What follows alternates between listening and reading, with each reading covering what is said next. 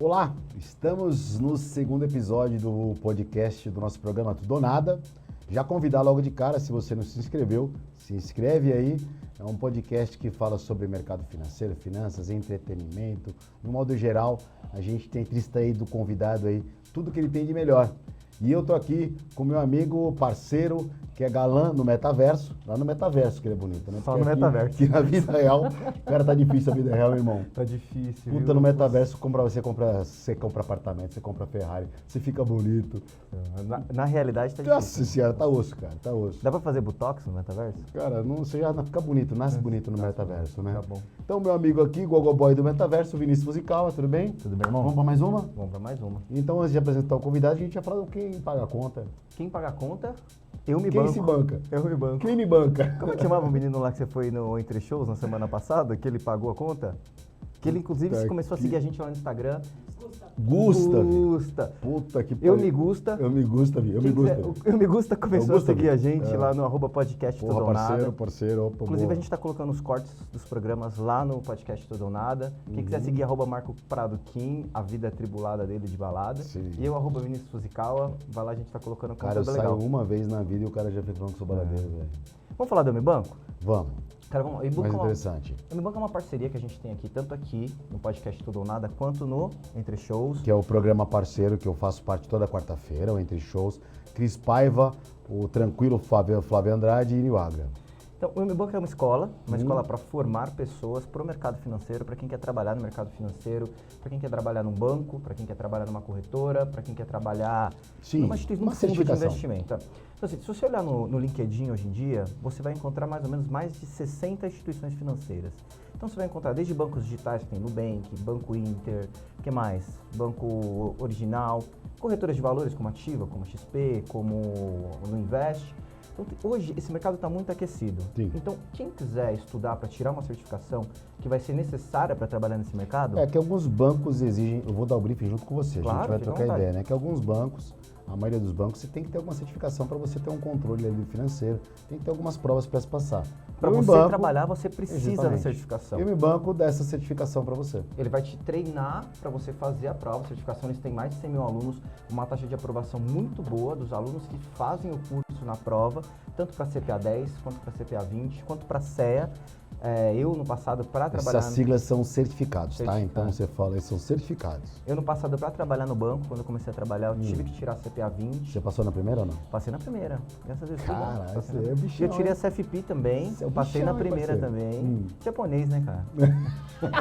Por que japonês é tudo inteligente, meu? Não, isso é lenda. Come peixe? É isso? lenda. Minha mãe falava, meu, come peixe, que você come peixe, você fica inteligente, o japonês é inteligente come peixe. Então, para finalizar, QR Tá, Code vamos na lá. tela, quem quiser saber, link na Verdade. descrição, eu me banco. Se quiser falar, vai lá, segue o @Fábio Lousada, que é o CEO da empresa. Cara, todo dia ele tá lá CEO dando galã. informações e cursos. Mas sabe quem é inteligente de verdade? Não sou eu nem você.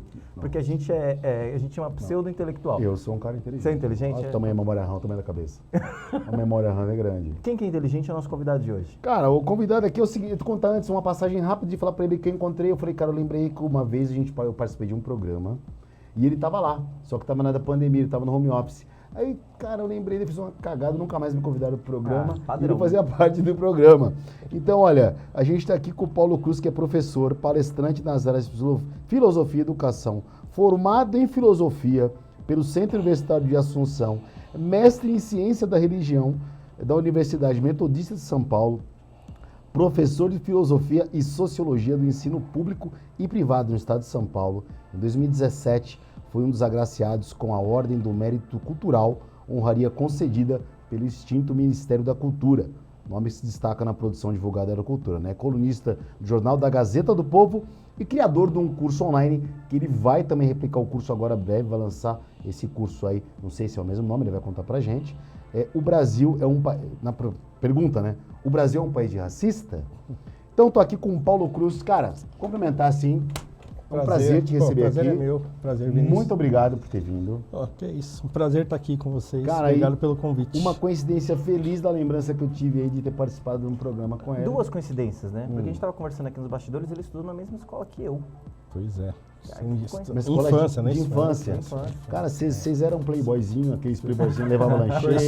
Escola do estado, Pô, escola irmão. do bairro, aquela que a gente ia a pé, cabular, pulava muro, aquele negócio. Pulava muro.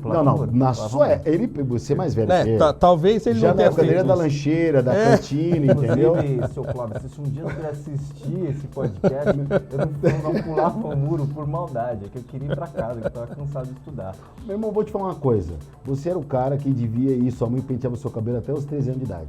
Tenho certeza. Minha mãe? Mas vamos voltar pro convidado, que é o principal, que é a estrela principal. Cara, sobre o seu livro, o Brasil é um país racista mesmo? Olha, esse curso ele foi criado como uma provocação e por isso que o nome o Brasil é um país racista, porque eu quero refletir acerca dessa pergunta. Então, quer dizer, ao longo do curso, a pessoa vai ela mesma refletindo se é ou não. Eu acho que o Brasil é um país que tem racismo, tem bastante racismo e que tem algumas situações aqui que se confundem com o que se chama de racismo. Então, quer dizer, é um país complicado nesse sentido, porque tem muita miscigenação, porque tem herança escravista, porque tem um problema de classe muito grande, porque a pobreza brasileira tem cor. Então, quando você olha, faz uma fotografia socioeconômica do Brasil, você vê os mais pobres entre pretos e pardos e os brancos entre os mais ricos. Então, quer dizer, tudo isso gera uma impressão inclusive de pessoas que vêm de fora para cá e passam algum tempo aqui, de que o Brasil é o país mais racista do mundo, né, por causa de todo esse monte de variáveis que existem aqui. Agora, dizer que o Brasil é um país racista é dizer que há nele um tipo de racismo entranhado, né, e impessoal, que faz com que a gente reproduza esse comportamento mesmo sem perceber. Eu tenho dificuldade de acreditar nisso. Então, eu acho que tem racismo, tem problema, tem discriminação, tem preconceito e tem um monte de coisa misturada. Já sofri, já apanhei de polícia. Foi uma aventura da juventude, foi tensa. Depois de um tempo, assim, a coisa acalmou um pouco e tal. Mas na juventude era bem complicado, assim. Então, assim, as coisas vão se confundindo, eu acho. Então, eu acho que nem tudo pode ser chamado de racismo. Eu acho que tem muito... O Brasil é um país oligárquico e que tem muito problema de status. As pessoas gostam de aparência aqui. Mas eu tenho uma questão nisso. Você falou exatamente isso agora, que nós temos uma história que no Brasil existe a população mais pobre. Se você olhar para a estatística, ela é preta ou parda, né? E isso é um legado que a gente vem carregando, né? De pobreza, de escravidão. Até que ponto você acredita que esse legado está impresso nos dias de hoje? Bom, eu acho o seguinte, que a discriminação, o racismo que a gente conhece hoje, ele foi germinado na República. Então, por isso que eu não acho que é um legado imediato da escravidão. Esse fio não está ligado direto no período escravista. Por quê? Porque quando acontece a abolição, o projeto do pós-abolição era um projeto de inclusão. Tinha um monte de coisa para ser feita lá e tal, e nada disso acontece. Por quê? Porque acontece uma confusão política durante 1 ano e meio. Mas porque não tinha direito a voto, né, na época, né? Sim, mas não era nem esse o problema. Você não podia mudar as peças, né? Você não podia colocar, por exemplo, um preto no poder naquela época. Porque não tinha nem mas o que estava em jogo nessa época não era isso. O que estava em jogo era porque os republicanos queriam acabar com o regime monárquico e tal. Então, essa confusão que se deu entre a abolição e a proclamação da República travou tudo, não aconteceu nada. E aí, quando a República vem, um dos projetos republicanos era o tal do branqueamento do país. Foi quando veio a imigração de exatamente, quando se intensificou, italianos. isso aí virou projeto de lei, então virou a eugenia, chegou no Brasil com muita força nessa época. Então o governo assumiu uma postura, né, os primeiros governos republicanos assumiram uma postura claramente eugenista, claramente eugenista, de trazer imigrantes europeus e de fomentar que eles casassem aqui entre si, inclusive, que eles que não se deixassem eles casarem com descendentes de africanos e tal. Tudo isso foi formando o país que a gente conhece hoje. Então, esse tipo de racismo que a gente conhece no Brasil hoje, esse tipo de preconceito que a gente vê, ele tem uma mistura de mentalidade oligárquica, né? Então, quer dizer, daquele momento em diante, os pobres passaram a ser um estorvo na vida de uma elite que está por aí ainda hoje. E, claro, os negros foram cada vez ficando mais marginalizados. Então, quer dizer, se a nossa intenção, enquanto país, é fomentar a imigração europeia, é acabar com o elemento africano no Brasil, porque a ideia era essa, né? Vamos fazer os europeus virem e casarem entre si, e aí os pretos vão morrendo, eles vão acabando e vai sobrando só os brancos. A ideia era essa, era transformar o Brasil num país europeu. Jogar o pessoal à margem, né? Exatamente, esquecer, não joga pra lá. Tira do centro da cidade, joga pras periferias. Então, o Brasil foi se formando a partir dessa mentalidade. E aí o que acontece? Fizeram na África, isso na época do Soweto, porque né, eles foram colocando os ingleses... Na África do Sul, né? Na África do Sul. Os ingleses foram ficando numa certa região e foi se formando o Soweto, né? Aquele bairro lá, que é um bairro até conhecidíssimo. E aí era é nessa isso, linha né? ou não? Foi nessa linha? Não foi nessa linha, não foi uma coisa assim. Não foi, aqui no não Brasil, foi uma coisa, não foi. Nunca teve diferente dos Estados Unidos e até da África do Sul, aqui nunca teve a questão da segregação. Não foi um projeto de segregação claro e né, assim. Mas foi uma série de ações que fizeram com que a população negra e mais pobre fosse ficando cada vez mais à margem, né? Foi sendo empurradas para os cantinhos, enquanto aquela elite que juntou os ex-senhores de escravos, que se juntaram aos republicanos, os militares, então juntou todo aquele pessoal, aquela elite tomou conta do país e estão tomando conta até hoje, né? Então é isso que aconteceu. Mas hoje você não concorda que existe um conceito de ampliação para a cidadania, por exemplo, inclusão, né? Não estou falando de sistema de cotas não, né? A gente vai depois te perguntar sobre isso, o que você acha. Mas aí a gente tem de repente, um movimento aonde começa a dar voz, por exemplo, o movimento LGBT, tem uma sigla grande agora, para as pessoas pardas, enfim, para indígena, começou a ter não digo uma proteção, mas uma ampliação da voz, né? E aí vem um movimento de um político, de uma extrema-direita, a gente pode colocar assim, né? Que acaba atacando isso, tem um conflito em relação a tudo isso, que acaba, de certa forma, hoje, aquela história, puta, você gosta de gay, puta, você é esquerda. Então começaram a politizar até mesmo esse movimento. Você acha que isso hoje é uma coisa que acontece no Brasil, de certa forma, a parte do mundo ou não? Não, isso acontece no Brasil como está acontecendo no mundo, né? No mundo? Sim. No mundo, isso é uma coisa... vamos lá. A extrema-direita está tomando não uma falar, certa... Não, e nem digo assim, eu acho que esse negócio de extrema-direita é um efeito, né? É uma espécie de efeito do que já estava acontecendo antes. Na verdade, isso é um reflexo da modernidade. Então, e nem vou dizer o mundo, mas talvez o Ocidente, porque você vai nos países islâmicos não tem nada disso, não querem nem conversa com isso. Ninguém fica falando sobre isso acontecer lá na Índia, né? Então esse é um problema do Ocidente, assim, essa discussão toda a respeito dessas coisas de teorias identitárias, de minorias e coisa e tal, de inclusão e tal, de cidadania ampliada e tal. É uma discussão ocidental, basicamente. Mas é um reflexo da modernidade, é um reflexo dos tempos que a gente está vivendo. Tem uma filósofa que é controversa, mas ela fala uma coisa que eu acho interessante, que é a Camille Paglia. Ela fala, olha, o mundo passou, a história humana tem momentos de declínio e de ascensão. Então, em momentos em que a sociedade ou a humanidade está numa espécie de voo de cruzeiro, então as coisas estão funcionando, aí tem tecnologia e tal, surge essas necessidades de discutir questões que não são fundamentais. Então, todas essas discussões vão surgindo.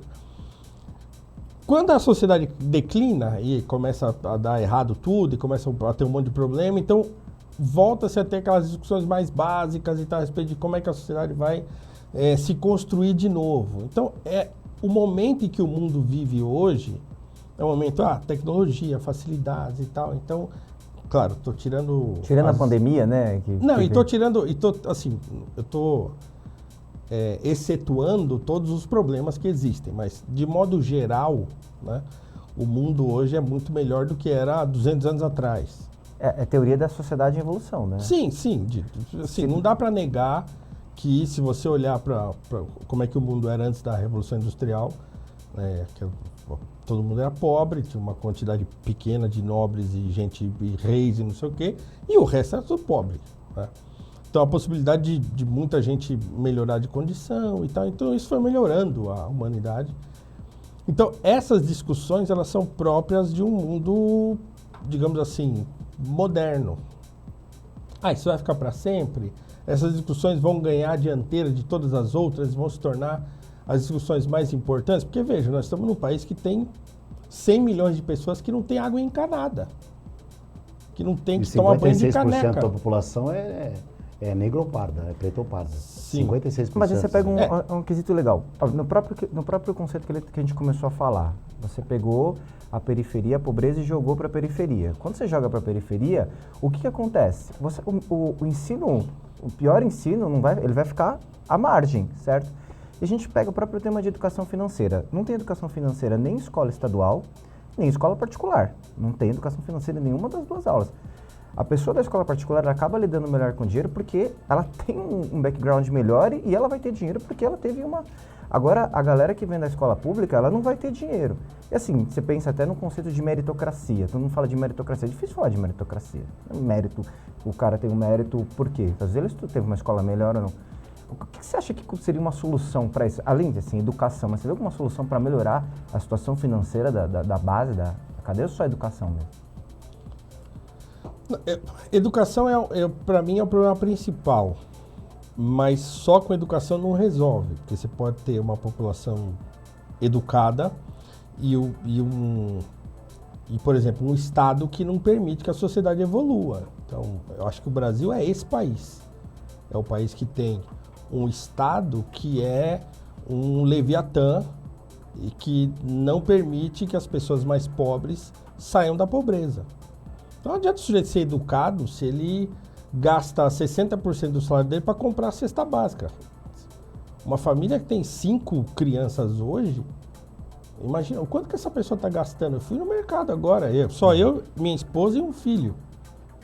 Eu fui no mercado agora, semana passada, e eu gastei 500 pau de compra. E comprando básico. Então, básico, não tem um carrinho médio. 500 reais. Então, se uma pessoa ganha, sei lá, um salário mínimo, até 2, e tem 5 filhos em casa, como é que essa pessoa está vivendo? Eu não tenho a mínima ideia. Mas eu tenho certeza que ela não está vivendo bem, está preocupada, não está conseguindo pagar aluguel. Então, assim, é um país que acostumou a sociedade a viver nessa dependência absurda, né? E aí tem um grupo de pessoas que vive à margem não, mas à mercê daquilo que está acontecendo com as pessoas mais pobres, e o país vai funcionando assim, né? Vai funcionando desse jeito. Então, o pobre, a probabilidade de uma pessoa pobre, que mora na periferia e tal, não sei o que lá, sair daquela condição no Brasil é muito remota.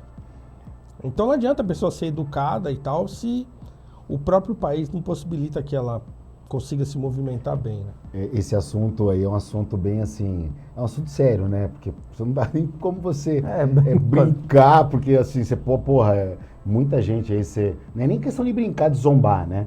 Você tem que deixar, a gente tenta deixar a coisa mais leve, né? Porque sabe que a situação realmente é difícil, para quem tá em casa, pro cara que não tem acesso, não consegue comprar uma comida pro filho, o cara acorda às 5 horas da manhã e pega um ônibus para ir trabalhar, pagar não dá para comprar um Kinder Ovo hoje em dia pro seu filho. Não dá, velho. Então assim, você fala inflação do jeito que tá, a inflação aí batendo casa de... Vai mais. A inflação vai mais. Quanto que tá a inflação nos últimos 12 meses? A inflação meses? hoje está mais ou menos em torno de 12, 13%, mas vai subir mais. Então assim, e o salário não consegue equiparar esse tipo de... Então assim, a gente vai entrar no movimento e assim, eu vou falar a minha percepção, que a gente vai ainda passar por momentos mais tenebrosos em 2022 em relação à parte econômica. Acho que o brasileiro vai sofrer um pouquinho mais, porque a gente teve um movimento por parte do governo em auxílio emergencial. Não estou querendo aqui entrar no mérito de obrigação ou não, tá? Se o governo fez certo ou errado.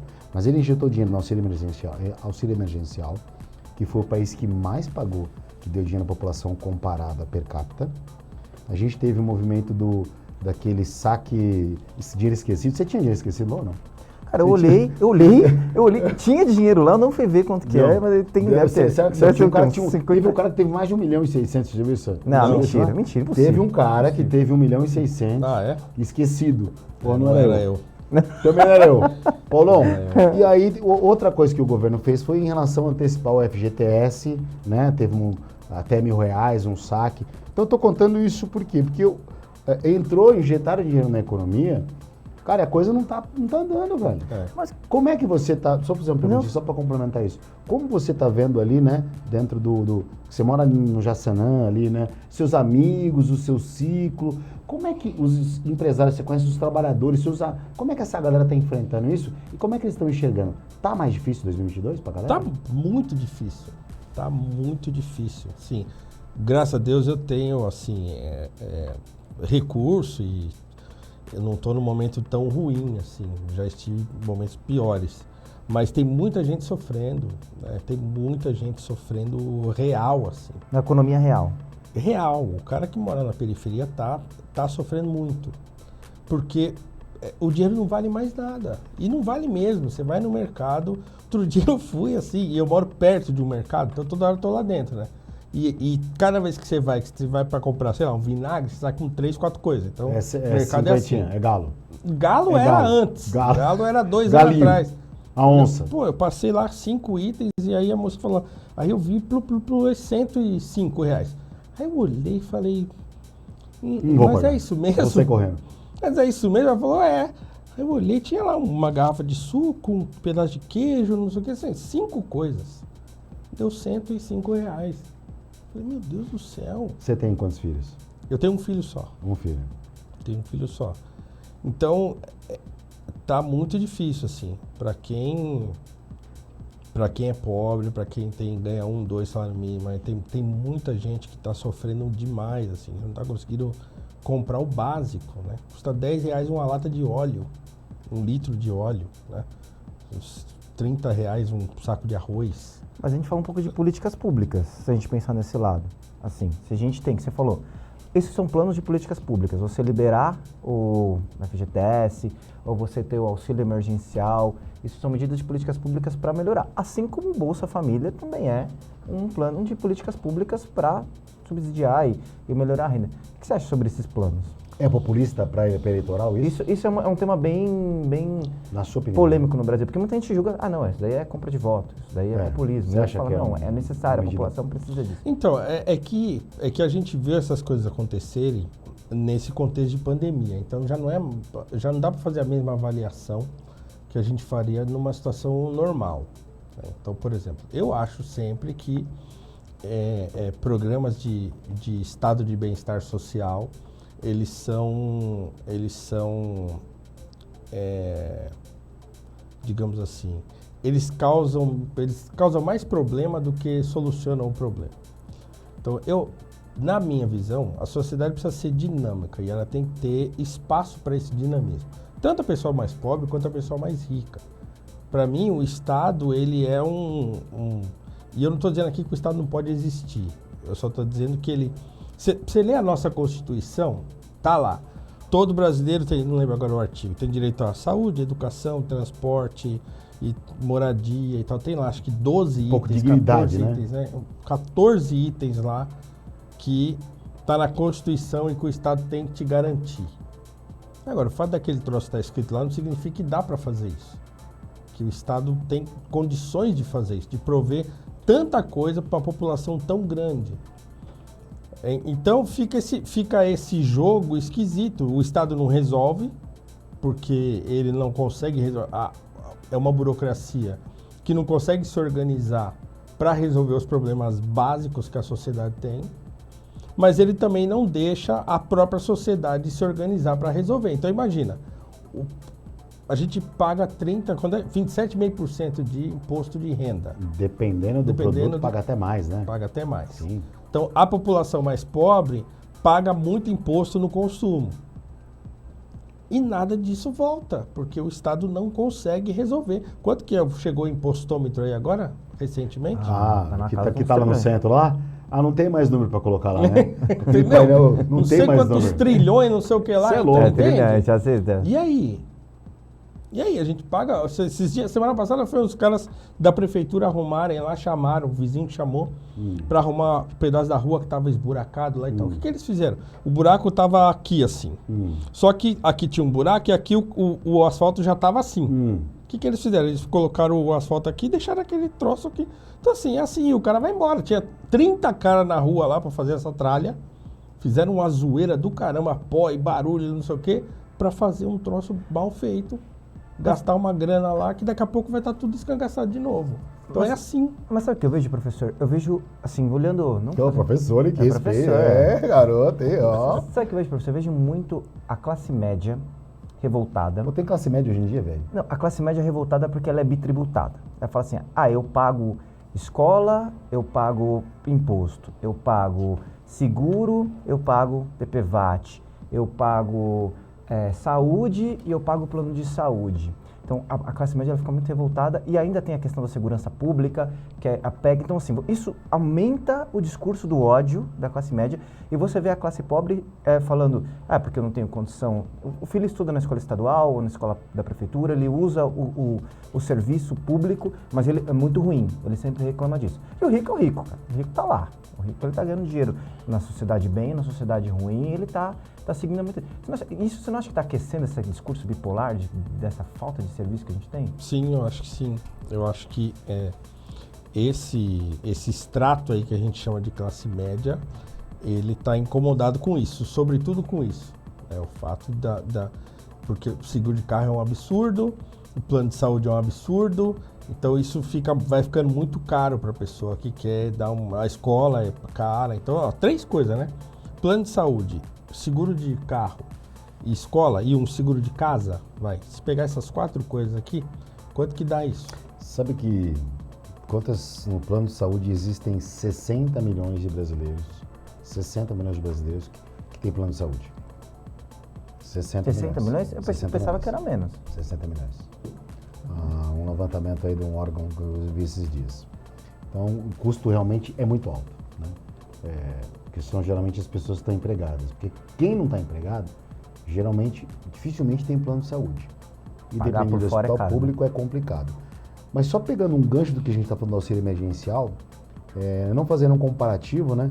Mas quando o auxílio emergencial chegou lá nos Estados Unidos, boa parte foi dedicada à criptomoeda. O americano pegou auxílio emergencial e comprou Bitcoin. Deu uma movimentada nas criptomoedas ali quando... Então, assim, é uma questão, às vezes, é um pouco cultural também. Porque o americano, quando nasce, ele já compra uma ação em bolsa. O chinês, quando nasce, né? Aquela cultura de ter uma geladeira nas costas para vender. Então, assim, o brasileiro, quando nasce, você que é um estudioso aí. O brasileiro, quando nasce, Qual que é a empresa do brasileiro? Já nasce devendo, né? Já nasce pagando o mínimo do cartão. Já nasce com o limite estourado.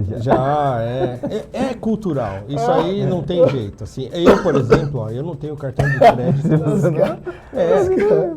Sabe disso? Eu não tenho cartão de crédito, acho que há uns 8 anos. Porra, velho, como você consegue, meu? Ensina pra nós aí, mano. Não quero mais. Eu já tive tanto problema com isso. Porque é o seguinte, o jovem faz 18 anos, um cartão de crédito cai no colo dele. E ele não sabe o que fazer com aquilo, ele sabe o que fazer, ele gasta.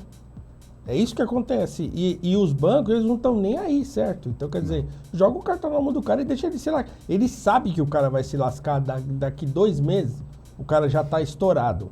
E os bancos ganham dinheiro assim. Então é isso, é um negócio, certo? Então o endividamento é onde o banco lucra, ganha dinheiro. Então chegou uma hora que eu falei, não quero mais. Então se eu tenho dinheiro eu compro, se eu não tenho eu não compro. Se eu preciso eu junto lá uma graninha, faço. E assim eu tô vivendo há 8 anos e tô bem. E não quero saber. Eu tenho um cartão pré-pago que eu boto lá para pagar streaming. E acabou. O problema do cartão de crédito hoje em dia não é nem questão de você ter o cartão, é que tudo é aplicativo, sei lá, Spotify, iFood, é tudo via cartão de crédito, né? Os Então caras você não. fica viciado nesse sistema hoje Alguns até tecnológico. aceitam lá débito e tal, mas tem alguns que é só crédito. Vai pegar Eu Uber, tenho por um exemplo. pré-pago por causa disso. Ô, Paulão, e como é que você falou dessa questão de cartão de crédito? Como é que é as finanças da sua casa? Como é que você trabalha com isso? Como você lida? É a sua patroa que cuida? Você fala, a gente vai gastar tanto ali com alimento. Como é que você faz esse... Olha, eu sou Esse rolê aí. eu sou o pior modelo desse troço. Não, mas a questão não é você. Eu digo como é que funciona a sua casa. Você- Não, minha casa funciona patroa assim, que dá a o- gente pega o dinheiro e gasta. Entendeu? É assim que funciona. Pegou? É assim que funciona. Assim, tem uma coisa cultural de educação, porque meu pai era assim. Né? Meu saudoso pai, que Quantos faleceu em irmãos? 2012. 4 irmãos. Um já faleceu. Tudo homem? Tudo homem. Caralho, mano, tem só cueca mesmo. Tudo só cueca. Nasceu uma sobrinha muitos anos depois, mas só tem homem. E o meu pai, ele era um cara assim. Então ele pegava o dinheiro com a mão direita e gastava com a esquerda. Assim, gastava. Gostava de coisa boa, gostava de comprar coisa pra minha mãe, coisa boa. Então ele pegava o dinheiro e gastava. Então a gente também não aprendeu a poupar, a entender como o lance de você pegar um pedaço do salário e aí guardar na poupança. Nunca, né? Nem fomentaram isso. Minha mãe, que é uma pessoa muito mais controlada que meu pai, mas mesmo ela não era uma pessoa que ficava pegando no pé por causa disso. Então a gente nunca aprendeu isso aí. Então, até hoje eu não tenho isso. Eu tive um momento da minha vida em que eu consegui, durante um período, sei lá, 1 ano, 2, aplicar uma grana e tal, e depois aí eu saí do emprego, aí precisei pegar o dinheiro para usar. Porque também tem isso, né?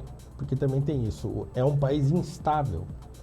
Dificilmente uma pessoa entra num trabalho e ela consegue ficar um tempo para ela ir se organizando e tal, não sei o que, não tem muito altos e baixos. Não seja um concursado, né? É. A não ser que seja um concursado, o cara que tá... E ainda assim, o concursado entra lá, a primeira coisa que ele faz é pegar um consignado. Mas, O cara já aí se você até enrosca. pergunta pra você, O cara já se enrosca, Você entendeu? acha que um concursado é um cara acomodado?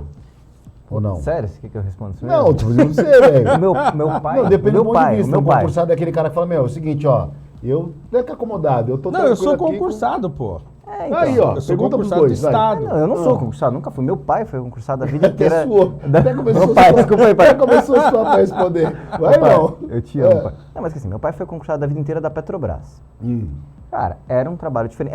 Era uma empresa que todo mundo queria prestar concurso Sim. para a Petrobras. Mamava lá no governo E tá lá, caralho. isso. Trabalhou, governo Dilma, governo Lula, não, hein? governo...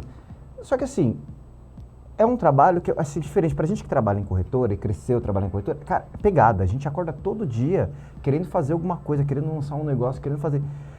Eu não posso dizer a palavra acomodado, eu acho que é diferente. Talvez eu tenha sido um pouco grosseiro nesse adjetivo. Mas um cara que quer uma estabilidade. Uma estabilidade. Eu acho que quando você trabalha no mercado privado é muito diferente. Essa Paulo, sensação quando de você foi pra estabilidade quando você- acomoda, Quando né? você foi você é um concursado. Mas assim, eu sou um concursado que ganha uma merreca, né? Eu sou concursado professor do Estado. E eu entrei no Estado por quê? Porque quando eu saí da área... Eu trabalhei 20 anos com TI. Minha primeira formação é em tecnologia. Fiz eletrônica, fiz processamento de dados e trabalhei desde 94 a 2014 Você com gosta TI. de estudar, hein, velho? Pois é. E aí no meio do caminho não é isso, é outra coisa. Nasci para fazer outra coisa. Então eu mudei de área 20 anos depois. Voltei para a faculdade, me formei em filosofia e mudei. Então, quando eu saí da área de tecnologia, quando eu decidi que eu ia sair, isso foi em 2013, eu fui procurar alguma coisa. Falei, deixa eu ver, assim, pro ano que vem, era mais ou menos setembro, outubro de 2013. Falei, deixa eu ver o que está acontecendo, se tem escola contratando e tal. Entrei na internet e o concurso, e achei o negócio do concurso pro Estado. Falei, é aqui mesmo que eu vou começar. Então, entrei. Mas não porque eu estivesse procurando um concurso para prestar. Eu entrei porque era a coisa que estava mais fácil ali para mim. Aí eu me inscrevi e passei.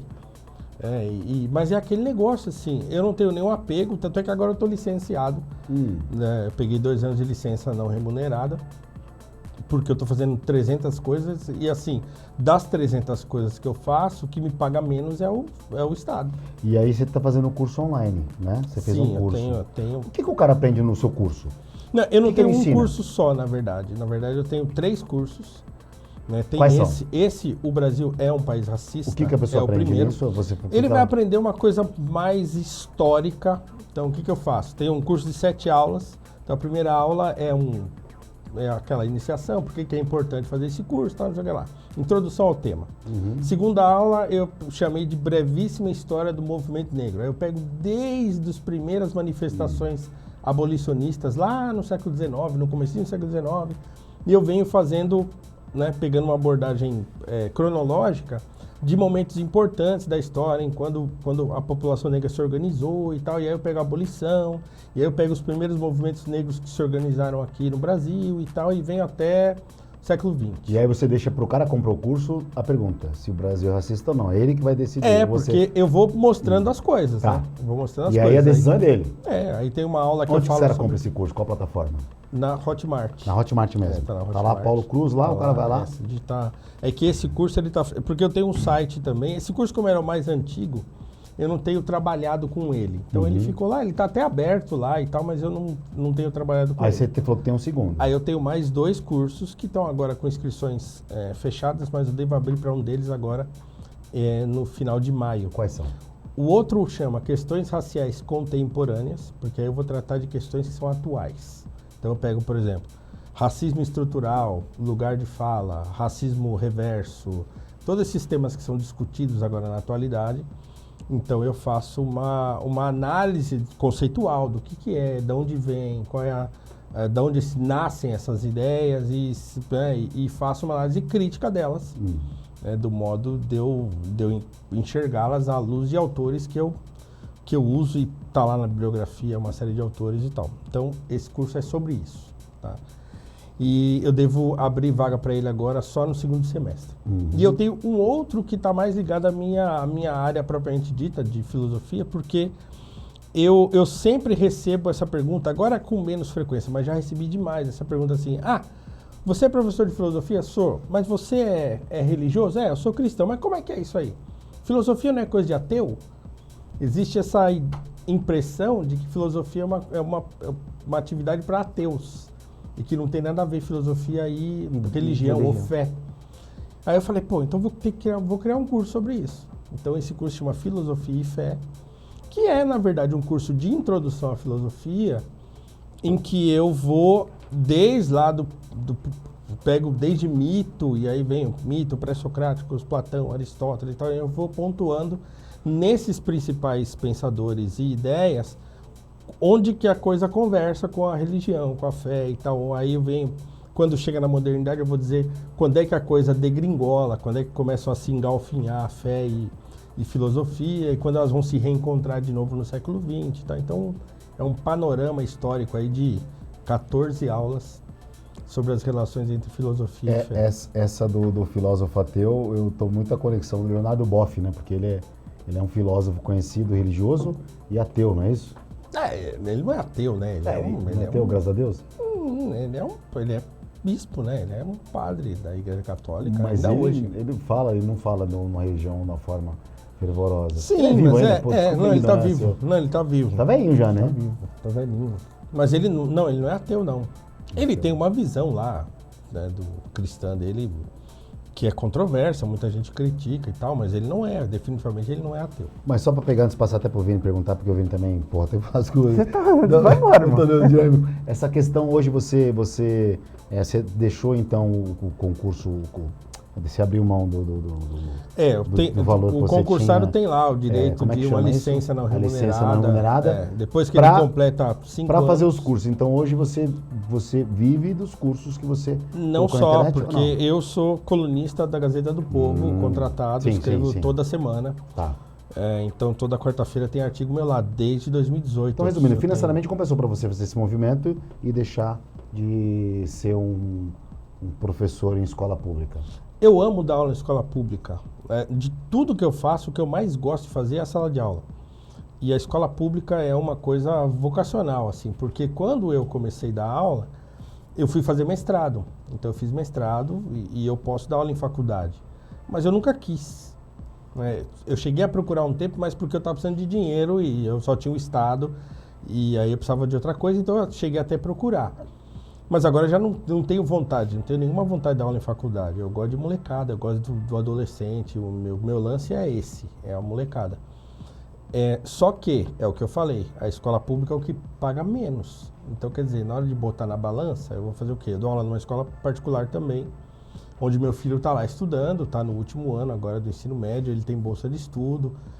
E aí, na hora de eu avaliar o que eu vou fazer, então eu escrevo para o jornal. Tem um podcast também, que eu faço 2 vezes por semana. Tem lá os meus cursos que eu vou administrando, vou abrir turma para agora o Filosofia e Fé agora no final de maio. E tem mais a escola particular. Então, quer dizer, na hora de avaliar, falei, estamos fazendo muita coisa. Eu preciso largar uma. Vou fazer uma pergunta E para aí você eu pedi licença do Estado. Uma pergunta para você sobre uma polêmica recente que teve, que assim, o mercado financeiro, eu falo isso porque a gente trabalha há muito tempo. Quando você olha para as corretoras, você vai olhar na força de trabalho, tem muito, muito pouco negro trabalhando. Numa mesa de operações, às vezes você tem 2 pessoas negras, uma pessoa negra. Isso, brother. Cara, nas últimas corretoras que eu trabalhei, cara, muito difícil você ter 1 ou 2 pessoas negras. E um tempo atrás, o Nubank entrou naquela questão de falar assim, cara, eu vou abrir cotas para pessoas negras trabalharem aqui. Isso gerou uma certa polêmica. E a gente tem a questão das cotas na sociedade, em faculdade. Como é que você enxerga isso? Olha, eu não gosto de discutir esse assunto, por quê? Porque faltam dados para a gente avaliar a efetividade de um programa como qualquer programa de ação afirmativa. Que nós temos até agora os resultados aí que as pessoas divulgam e tal, já após 10 anos aí do sistema de cotas nas faculdades. Faz 10 anos, né? Então, os dados são todos maravilhosos, assim, né?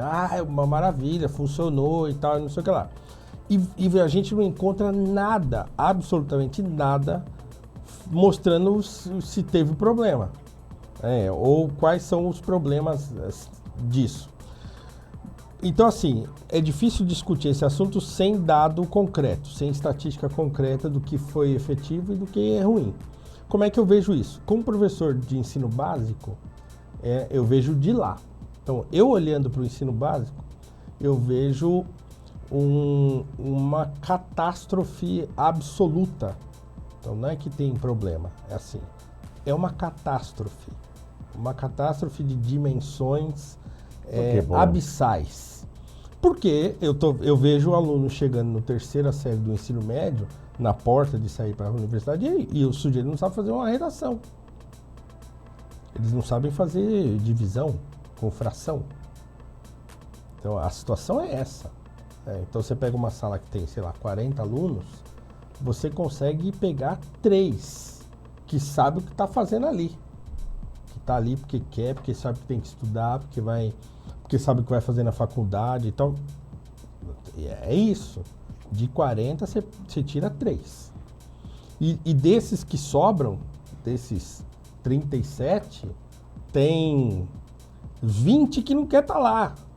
Não quer, ele está lá porque ele é obrigado a estar, porque se ele não estiver lá, o conselho tutelar vai atrás da mãe dele. Então ele está lá. Então ele está lá para atrapalhar. Então, mas é engraçado, o conselho tutelar vai atrás. Mas o conselho está na Constituição também, nessa maravilhosa Constituição que a gente tem. O ensino é obrigatório até a 3ª série do ensino médio. Então tá na Constituição. Se o fulano não aparece na escola, a escola vai atrás, liga para a família. Se a família não dá a bola, eles vão no conselho tutelar e o Estado vai lá e toma seu filho e senta ele na cadeira da escola. Fala, senta aqui, você tem que estar aqui. Isso vai funcionar onde? Não funciona. Então, mas eu vejo assim, eu avalio muitas vezes o que as pessoas falam. E as pessoas que são contra... Mas calma, eu não terminei ainda. Desculpa. Porque o problema não está aí ainda. Porque é o seguinte, então você vê essa situação. Então você tem um ensino básico que está morto.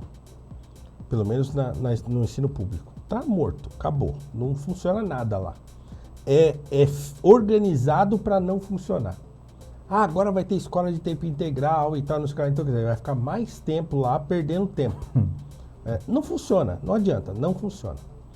E aí O sujeito que está na escola particular, ele tem uma outra dimensão. Então, claro, dentro das muitas escolas particulares que tem aquela voltada para o vestibular, que o sujeito entra lá desde o primeiro ano do ensino fundamental, ele já fica fazendo simulado, né? Então você estuda a vida inteira para fazer uma prova.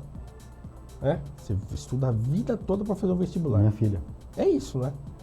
As escolas particulares, quanto mais de elite é a escola, mais é isso que o sujeito vai fazer lá. Ele vai entrar lá, ele vai passar a vida inteira estudando para prestar o vestibular. Né? Então assim, tá tudo errado. E aí, quando você chega lá na outra ponta, onde a cota tá, esperando alguém lá, para que vai chegar até lá, quem é que chega lá na outra ponta? Né? Já é um, entre aspas, e quem estiver assistindo a gente que entenda, já é um privilegiado. A evasão no ensino público é altíssima. No ensino médio, quantos que não saem? Porque a família precisa de ajuda, o sujeito precisa trabalhar. A escola que eu lecionava até o ano passado virou escola de tempo integral. Um monte de aluno saiu da escola porque falou, eu não posso ficar aqui o dia inteiro, eu tenho que trabalhar.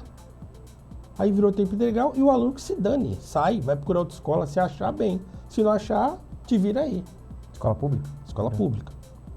Né? Então, aí o que acontece? Quem chega lá na ponta e vai se beneficiar com a cota e tal, já é uma porcentagem muito provavelmente de um dígito. Eu não sei o número, mas não deve ser grande. Então já é uma elite do ensino público, já é aquele aluno que é daqueles 40, daqueles 3 dos 40, é um daqueles lá.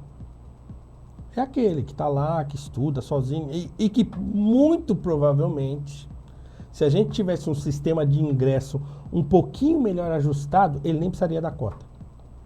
Mas já é automático. Esse ano vai ter uma revisão dessa política de cota por completar 10 anos, né? Mas não vai se renovar. Isso aí não acaba nunca mais, esquece. Nunca mais sai disso aí. É porque, não, foi o que eu falei, ele está saindo, a questão de cotas está saindo só da questão do estudo para ir para as empresas. Várias empresas estão falando que vão abrir cotas. Não, então, mas é por causa disso. Então você vê, assim, mesmo aquele sujeito que estuda, que tal, e que se empenha e tal, e que vai lá na frente, passa pelo sistema de cotas lá no vestibular e entra na universidade, ele teve uma educação defasada a vida toda.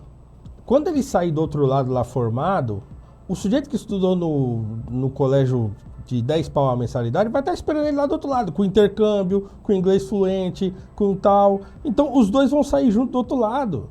E aí a discriminação vai estar esperando ele lá do outro lado na saída. Aí como é que ele vai arrumar um emprego? Aí ele vai arrumar um emprego, vai lá nas multinacionais, com a formação dele no colégio lá onde a gente estudou, lá no Ângelo Bortolo, né? E aí ele estudou no Ângelo Bortolo, estudou na USP com toda aquela dificuldade que um aluno oriundo de escola pública tem para estudar na escola, numa universidade pública, certo? Certo. E aí ele sai lá do outro lado defasado, sem inglês fluente, sem intercâmbio, né? Sem um pai que banca o cara, né? Sem o estágio na empresa do pai ou na empresa do amigo do pai, não sei o quê. O QI. O QI. Então ele vai sair do outro lado lá com a mão vazia. Né? E aí como é que faz? Ele vai apresentar o currículo dele, chega lá nas empresas, então você vai falar, o componente étnico, racial, conta uma hora? Pode ser que conte. Mas olha o tanto de desvantagem que o cara já tem até aí, entendeu? O cara vai olhar o currículo dos dois, vai falar aqui, ó. Ah, esse aqui é o José da Silva Sauro. E esse aqui é o Piotr Petrovic da Silva Smith. Almeida, tal, não, aqueles nomes compridos. Aí eu vou falar, esse aqui estudou no colégio Bandeirantes, sei o quê, fez intercâmbio, foi pra Suíça e papapá. Esse aqui estudou no Ângelo Bortolo, fez USP e o que mais? Ele, sei lá, fez 6 meses de inglês no CNA. Mas sabe que tem corretoras, os caras olham assim, o pessoal fala assim, ó, só vem, muitas das corretoras só vem aluno de GV, USP e... Mas, bro, vou falar uma coisa. Tem um amigo meu que ele tem uma empresa, não vou falar o nome da empresa, e ele trabalha com negócio de eventos e tal, e assim, eles só contratam umas pessoas bonitas. Eu, por exemplo, não trabalharia lá. Eu tava fudido. Eu não trabalharia lá. É verdade. É outro problema. E ele fala assim, meu, você vem aqui, tipo, o salário para uma pessoa que não tem uma aparência legal é 1. para uma que tem uma aparência boa já é outro. É quase o dobro. Que é o que Pela eu falei. aparência, não é nem... Que é o não que eu nem falei lá no começo racial. da nossa conversa. Aparência, velho. O Brasil é um país de estetas, de gente que gosta de aparência. Que é a coisa mais idiota que trabalhar pra existe. caramba. Entendeu? É assim que Vai ter funciona. que trabalhar pra caramba, porque é feio pra porra. Né? Isso é um troço ridículo da nossa cultura. É muito ridículo. É ridículo demais. Mas é o que acontece. Então a pessoa, o brasileiro médio, ele acha que uma pessoa loira de olho azul, ela é mais capaz, Mais inteligente, ela é mais inteligente é verdade. e tal. Isso é um troço, é uma doença Mas é espiritual Brasil, que a gente tem. Brasil Que é ou mundo isso, né? Pô, eu não sei se, sei lá, na África não é, não. Você vai Não, na Angola, não é assim. Mas não tô cara. falando só de cor da pele. Por exemplo, você vê, a gente, o Brasil tem mais ou menos uma dívida aí histórica com indígena, por exemplo, com os índios, né? Por exemplo, pô, veio aqui, tomou um monte de coisa ali no passado e você não tem um cuidado que teoricamente deveria ter, né? O problema é que assim, Você não tem, por exemplo, vamos uma lá. escola com linguagem, uma escola que ensina pro índio, o indígena lá, o beabá do índio, por exemplo, uma linguagem indígena, que eu não sei qual que é, porque não tem. Tá, mas acho que esse não é o problema. Assim, o que é pior é assim, se você vai num outro lugar, eu estou falando aqui de alguém que não tem essa experiência, tô aqui palpitando, se vocês tiverem, claro, vocês vão não. corrigir. Perfeito, Então a assim, gente se tá- você vai num outro país, ainda que esse componente estético ele exista, ele é menos fundamental do que no Brasil. No Brasil, Aqui é foda. as portas se fecham. Você não consegue mostrar que você é capaz. Então, essa é a dificuldade. Então, você nem consegue chegar lá para mostrar, entendeu? Eu me formei numa faculdade particular, né? As duas que eu fiz foram particulares e a universidade também foi particular, né? Então, aí eu vou procurar uma aula no colégio X, não vou falar nem o nome, mas um colégio desses de elite aqui de São Paulo. A probabilidade de eu entrar lá é, sei lá, de 100 para 1. Entende? Sim, não só porque eu sou negro, mas isso também Você dá vai aula, contar. você diz, dá aula num colégio... Dá aula no No colégio colégio elite. Bandeirantes. Agora, eu me garanto com qualquer um, pode pegar, inclusive os ilustrados aí que a gente tem aí, eu me garanto com qualquer um deles pra gente sentar e falar de filosofia e conversar e tal. Agora, o problema é o seguinte, o sujeito tem o diploma disso, daquilo, lá, e eu tenho a minha faculdade particular, mas eu ralei pra caramba, eu Mas você tem a estudo pra vivência. caramba, eu mergulhei nesse troço, eu sei. Né? Agora, como é que o colégio lá tal, né, eu não consigo nem sentar lá pra conversar. Ó, então pra você que tá assistindo a gente, é feio, a harmonização facial pode ser um caminho, tá? Eu não sei Aí não, você- porque todos que a gente Viu? vê na TV deu errado, hein? Ó, eu fiz a harmonização, olha como eu tô bonitão. Você fez a harmonização? Eu também. Viu como deu errado? Todos que tem por aí, Paulo, tudo deu errado. A esse gente tem negócio. a gente faz, esse aqui, o Vini criou um quiz, Eu queria um quiz. de uma moeda que ele criou, que eu não entendo. Não começa que eu vou falar o negócio direito. Explica aí, explica pra ele, eu vou falar Vamos nada. cá, professor. Professor, o senhor já teve Bitcoin alguma vez? Nunca tive. A Bitcoin, ela é dividida em várias frações. Vai dar tudo errado esse quiz aí, hein? O Quem melhor- vai conversar vai perguntar pro cara. vai ver, não, o cara todo não, É de boa, atrapalhado. de boa. O menor pedacinho de uma Bitcoin chama Satoshi, tá? A gente tá fazendo um quiz aqui, vão ser 12 entrevistados, que são 12. 12. É carioca, 12 é 12. 12. 12. Vão ser 12 entrevistados e cada pergunta tem uma pontuação. Hum. E o melhor vai ganhar 500 mil satoshis. 500 mil satoshis, até a semana passada que a gente fez com a Cris, era R$ 942 reais. Já essa semana, ele vale R$ 747 reais. Caiu? Porra!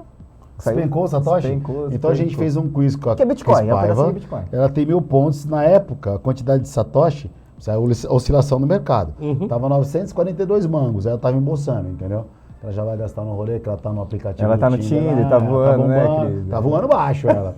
E aí hoje já vale 747. Já diminuiu Tudo bem, muito. mas vamos lá. O melhor leva a premiação dos 12 entrevistados. Tá. A gente vai começar a fazer as perguntas, são perguntas do mercado financeiro, voltados para ver o conhecimento das pessoas sobre o mercado. Posso começar, Kim?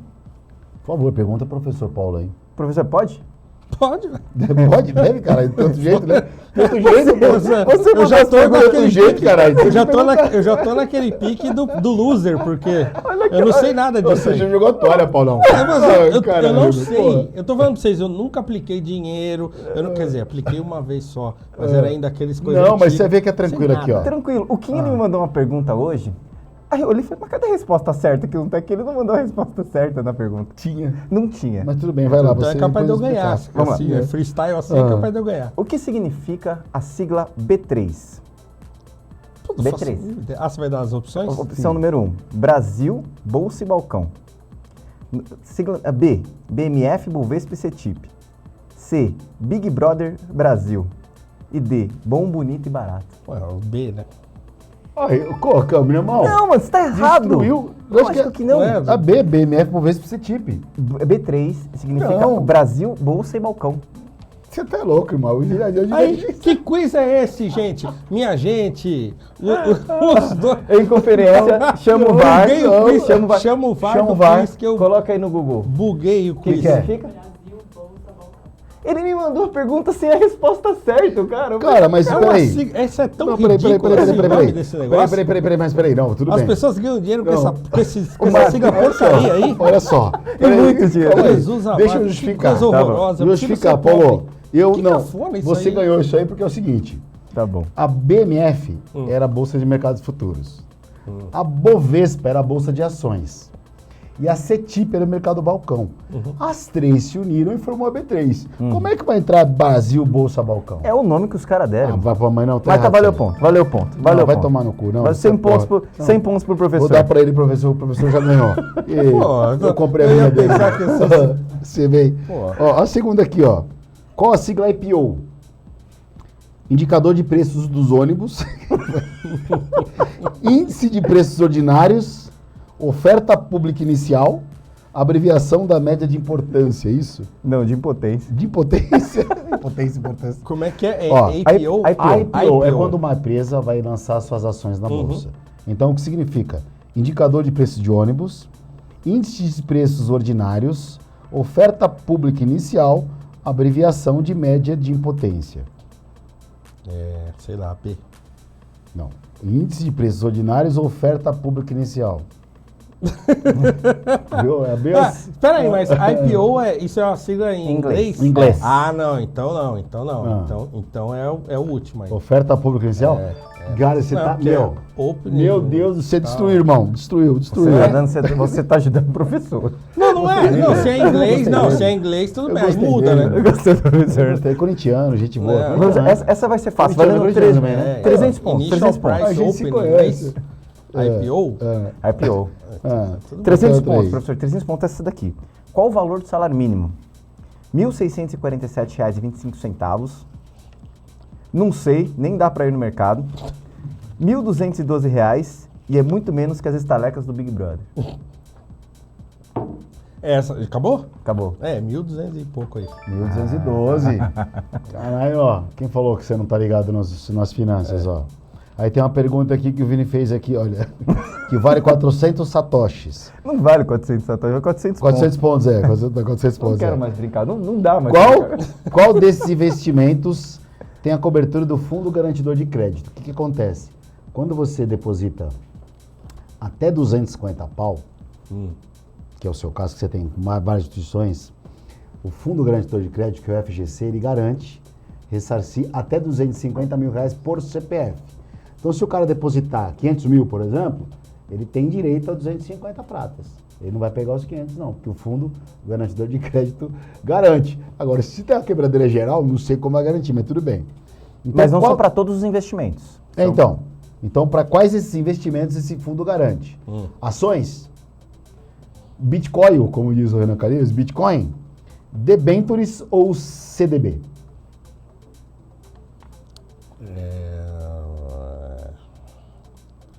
O que é debenture? Debentures é quando uma empresa ela precisa tomar dinheiro no mercado, ao invés de ela abrir uma sociedade, ela abre um lastro de rentabilidade. Então, vou dar um exemplo, uma debentures agrícola. O cara fala, cara, ao invés de eu pegar dinheiro no banco, eu vou falar, pessoal, se vocês não emprestarem dinheiro, eu vou plantar, vou passar o trator, vou vender e vai ter uma rentabilidade boa. Isso é uma debênture, é com lastro, entendeu? Ou um CDB. Nossa, eu não faço ideia, vou ter que chutar. Chuta, É o Ações. Ô, professor, é o CDB, é o CDB, é o CDB, é o CDB. Professor, mas essa daqui, se você acertar, você sei. passa a Cris Paiva e fica na frente na corrida do Satoshi. Que vale 1000 Ô, bitcoins. Cris, vou tomar o seu dinheiro? Vale 1000 pontos. Aí sim, um beijo. Mas Cris, essa você vai já acertar. era Essa meu, hein? é da sua É da sua ossada. alçada. Ah, é? Qual desses filósofos não era um economista? Desculpa. Qual desses filósofos não era economista? Tá? Esses outros eram filósofos e economistas, esse não era economista. Uhum. Adam Smith, Karl Marx, Bernard Mendeville e René Descartes. Eu não sei não, velho. O Descartes. Ah, o professor acertou, hein? Tá na frente da corrida. Caralho, vamos comer esfirra, meu. Hoje vai ter esfirra com a volta. Ô, Cris, desculpa, hein? Ô, velhinho. Desculpa, Cris. Mas aí vocês vão chamar um cara do mercado aqui, ele vai levar tudo. Não, mas ele tá você fudido, chama porque a as Cris e perguntas chama você- eu? É, Eu aí... vou perguntar, meu, tipo, meu, pergunta bem cabeluda, Ah, meu, cara. aí... Professor, Entendeu? você estava falando um pouquinho, até voltar a pergunta, você falou desses filósofos, posso chamar da mídia, ou popstar. A gente tem o Pondé, a gente tem o Karnal, a gente tem, que segue bastante, como é que chama aquele outro filósofo? Que é O Cortella. o Cortella. Esses filósofos hoje que estão na mídia, eles, cara, eu gosto muito do conteúdo deles. Eu acho interessante porque eles estão trazendo a Sim. filosofia para uma população que não tinha acesso a isso, né? Uma população que Fazendo não os caras sabe pensar. língua portuguesa. O que você acha? Uma população que não consegue mais ler o Machado de Assis. O que você acha desse movimento dos filósofos popstar? Você falar mais nada. Você gosta do conteúdo deles? Eu acho que tem acho que gera um negócio para Casa do Saber, sei lá. Assim, o que isso aí traz assim para a sociedade? Não traz nada.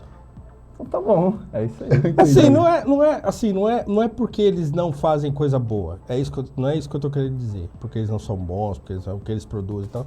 Porque assim, eles atingem uma parcela muito pequena da sociedade. Entendeu? O pessoal que estuda na escola que eu dou aula, por exemplo, né? Escola pública, a molecada não tá nem aí com esse negócio. Então, assim, atinge uma parcela pequena da sociedade. Atinge uma parcela da sociedade que é aquela que quer se sentir bem e tal, e pá. Então, assim, tem um mercado para isso. Então, legal. Alguém serve para alguém. Mas qual é o resultado disso na sociedade brasileira e tal? Eu acho que não tem resultado. Tem um resultado terapêutico para quem consome, né? Um resultado emocional para quem gosta e tal, mas eu acho que é só isso, assim, né? É superficial. É superficial. É porque você não tem, digo por que exemplo- não podia ter, né? Melhor não ter. Tá bom, tem, mas... Mas eu acho que algumas pessoas tiveram acesso. Como você teve esse boom de podcast, você tem o Flow, você tem o Podpah. Cara, você vê lá essa galera, um dia o Flow tá lá conversando com um funkeiro, com um rapper, atraindo um público que estava um pouco desinteressado nisso. Outro dia o Pondé tá lá conversando. Eu não sei, pelo menos você abre um pouco a discussão. Às vezes a pessoa a conhecer um livro ou ler algum livro, entendeu, que seja indicado, eu acho válido. Sim, Então, desses 40 da sala de aula, aqueles 3 que eu falei, os que vão... que vão assistir isso, né? A situação tá muito complicada, sério. Eu Sim. imagino. Tá feio. Paulão, é só pra gente pegar na reta final também, pra não esticar muito aqui, né? É uma opinião pessoal minha. Eu acho que o Brasil é um país racista, sim, mas eu enxergo, porque talvez eu sou pardo, né? Sou um cara que não destina, mas enfim. Nunca me senti que houve racismo de alguma forma, ou xenofobia comigo. Mas eu acho que o racismo está muito na cabeça de cada um, né? Porque eu, particularmente, eu acho que o preto já comprovou que ele tem qualidades infinitas com os que conseguiram chegar em estágios, o melhor jogador do mundo, Pelé, Michael Jordan de basquete, Michael Jackson da música, o maior cantor que existiu. Eu acho que, na minha opinião, eu não enxergo cor, não enxergo raça, eu enxergo ser humano, né? Mas essa é uma percepção minha, né? O problema é que se eu concordar com você, você vai ser racista para mim. Porque se o Brasil é um país racista, todo mundo tá no balaio. Todo mundo tá dentro dessa sala aqui é racista. Ainda que ache que não é. Esse é o problema. E é por isso que eu, que sou negro, não concordo com isso. Sim. Então, é aí que para mim tá o problema. Eu tenho um problema conceitual com essa ideia, entende?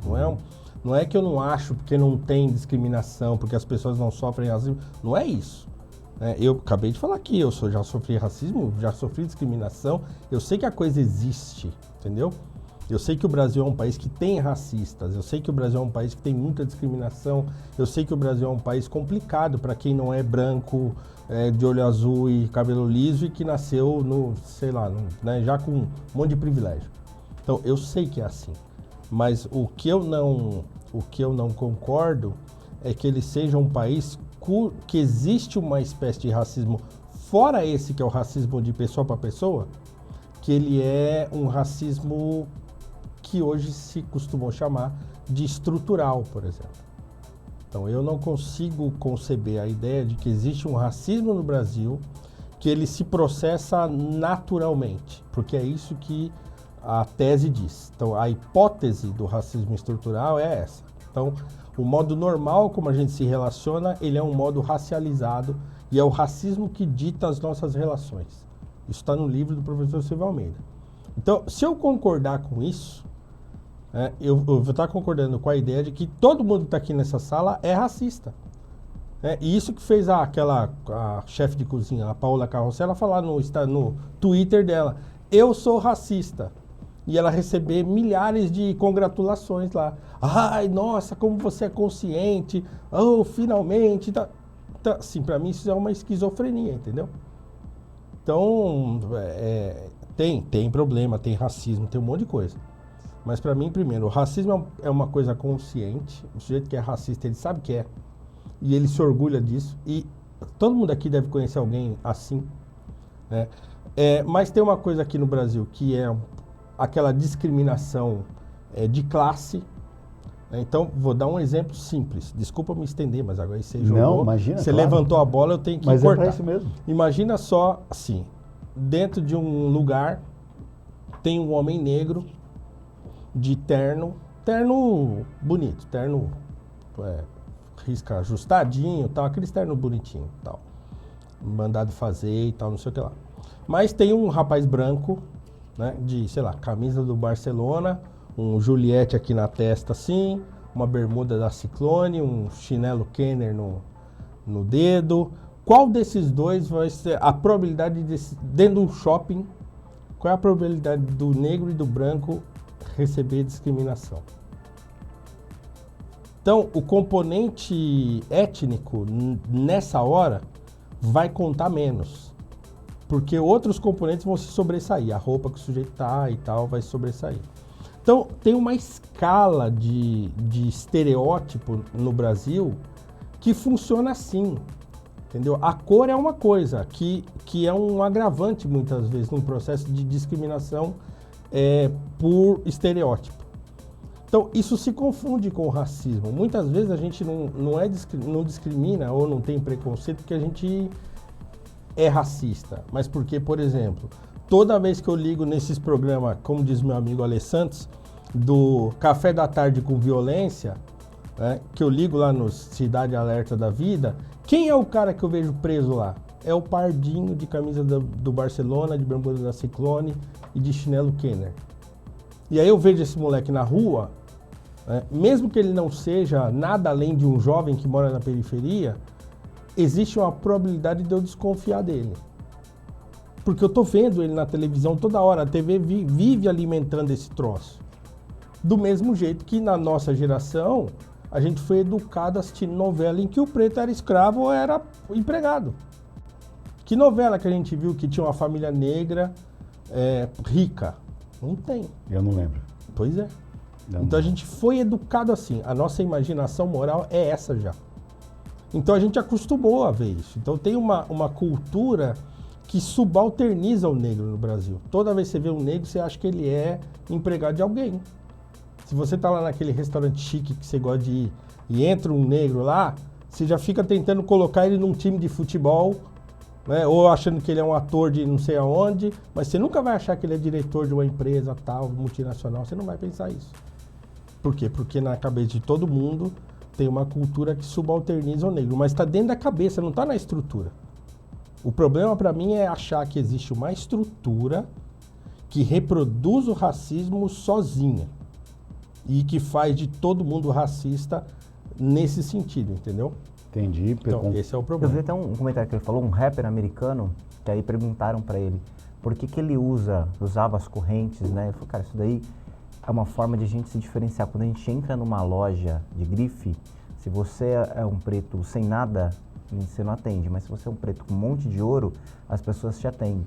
Então é uma coisa que é bizarra, né? É uma É o estereótipo. Eu tava num restaurante, há 2 semanas, nem era um restaurante e tal, mas um restaurante normal.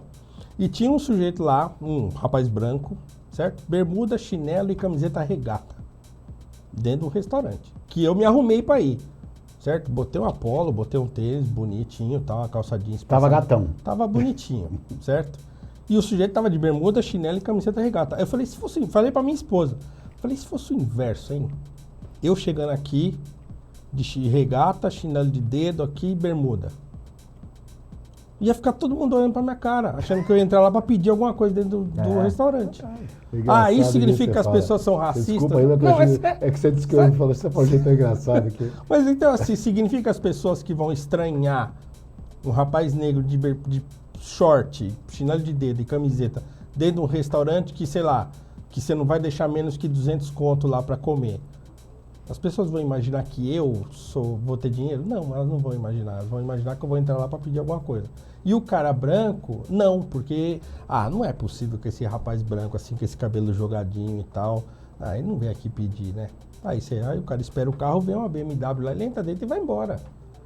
Olha, por isso que esses cabelos brancos me deram alguma coisa, que eu sou um cara, assim, eu entendo o que você fala, entendo a forma como você se posiciona, que o Vini coloca, mas eu particularmente, assim, a minha opinião diverge um pouco em alguns momentos, mas acima de tudo tem um respeito, né, pela opinião. O amor, e você, acho que na área que você atua, você deve ver muito isso, certo? Então acho que a tua impressão também vem disso. Então você trabalha num lugar que não tem negro, você não vê.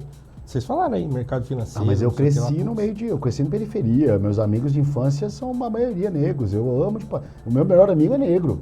Eu amo com o cara como se fosse o cara do racismo estrutural vai ouvir você falar isso aí e falar assim, boa desculpa essa que você tá dando assim, aí. não sei, pra mim, eu dou, sabe, a gente... Desculpa, legal você falar isso aí, mas você é racista mesmo assim. É isso que você vai ouvir. Aí você tem que engolir seco e sofrer essa chantagem e falar, beleza, tá bom, quando eu abrir minha empresa eu vou botar uma cota lá pra contratar. Mas eu acho que eu falei agora, pra mim o amor tá acima de tudo, sabe? Eu olho pro ser humano, né? Mas enfim, não dá pra respeito a sua opinião, do Vini.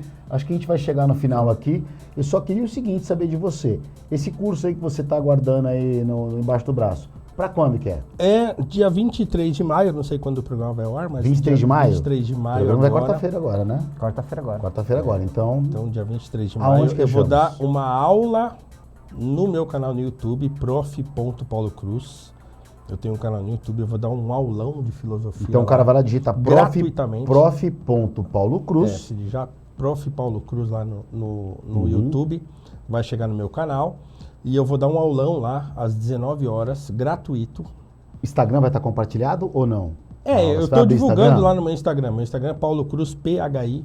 Eu estou divulgando lá todo dia isso aí, esse aulão. Então esse aulão de filosofia vai ser a aula para inaugurar, né, para eu, como se fala, para abrir o carrinho curso. Então esse aulão vai ser gratuito, um aulão lá de 2 horas, tal, que eu vou falar de algumas coisas sobre filosofia, e aí eu vou abrir inscrições para o curso e deve ficar 3, 4 dias e depois eu fecho. O carrinho. E aí eu vou cuidar da turma que entrar, como eu cuidei dessa que está lá agora, já rolando. As aulas serão, não dá pra gente colocar aqui, não dá pra colocar, né? Já estão gravadas, né? Tudo bem.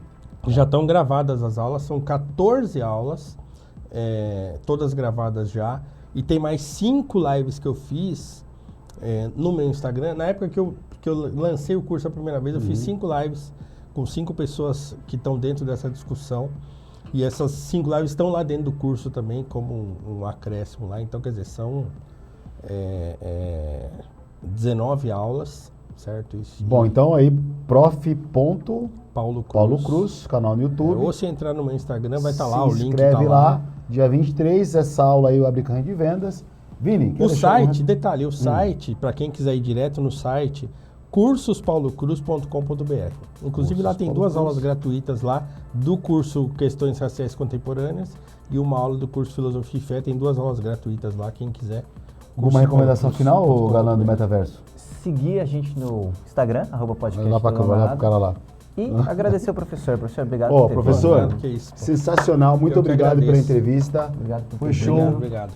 Na próxima entrevista, tem a próxima ainda, né? Mas vamos pensar na próxima. Essa entrevista aqui a gente conversou com o filósofo e professor Paulo Cruz.